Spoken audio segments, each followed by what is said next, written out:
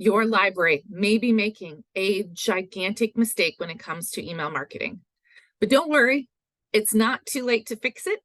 I'm going to talk about that in this episode of the Library Marketing Show. Welcome back, everyone. My name is Angela Hursh, and I'm from the blog superlibrarymarketing.com.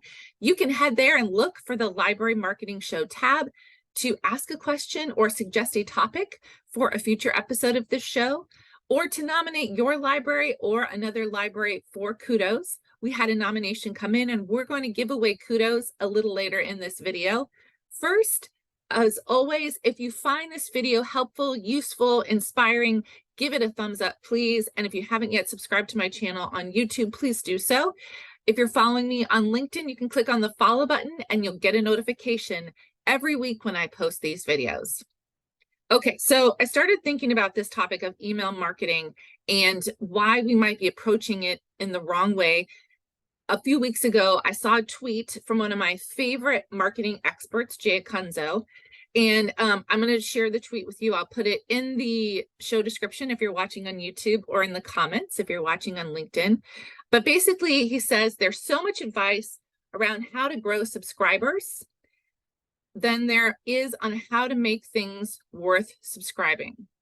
If even half the effort went into producing the thing being promoted as the promotion itself, what would happen? Wow. And my mind was blown, and I realized I have fallen into this trap recently. I've spent a lot of time talking with libraries, helping you build your subscriber list, and that is all well and good.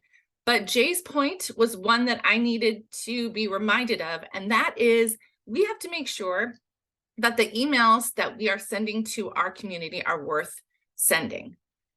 I do follow lots and lots of emails from libraries, newsletters, one-off emails, just because I love to see what you all are doing and creating.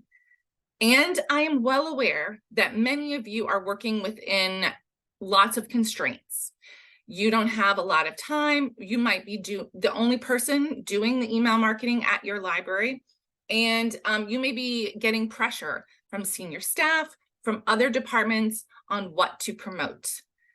But as another great marketing expert, Drew Davis, says, constraints breed creativity. And basically what that means is, even working within those constraints, I would love for libraries to focus on making their emails better, making them irresistible. How do we do that? There's lots of ways we can do that. You can play around with your subject line. Quite frankly, I think the big thing most libraries do that we need to change is we put too many things in our emails. They're very promotional, and we list all of our children's events or all of the events at the library, period. I would love us to be strategic about our emails.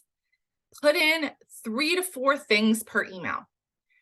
It is my experience, both as a consumer and as a library marketing consultant and expert, people don't look past the 4th thing in an email. So if you're sending a newsletter and it's got 10 things in it, the 6 things you spent time writing or putting in at the bottom are not going to get seen. Only the top 4 are. That's just human behavior. It is better to send more emails that are of better quality and shorter and targeted than it is to send one long email. And when we do that, our base, our cardholders and our community are going to realize that our emails are really worth reading, and they're going to look forward to it. So you're going to be able to follow Jay's advice, building your subscriber list, not because you're just looking for more subscribers to your newsletter or to your emails, but because you are sending them great content. I've got some more tips on this. I'm curious what your email strategy is and what you think about this. I'm going to put Jay's tweet down in the comments again, but just let's start a conversation. How do you think about putting together emails? Do you feel like you're doing a good job with your email marketing? And if so, what are you doing that other libraries can replicate? Love to hear from you down in the comments. Okay, so today's kudos goes to the Sacramento Public Library.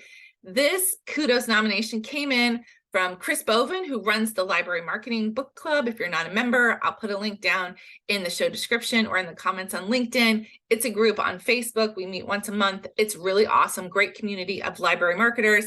And he does marketing for the Jacksonville Public Library, but he nominated Sacramento for their Welcome to the Library strategy. So instead of having a glossy, pricey supply of trifolds that they have to order and ship and maybe fix every time a service changes or hours change, they have a print-on-demand welcome page that points to their website for that info. It's easy, it's cool, it's easy for them to fix.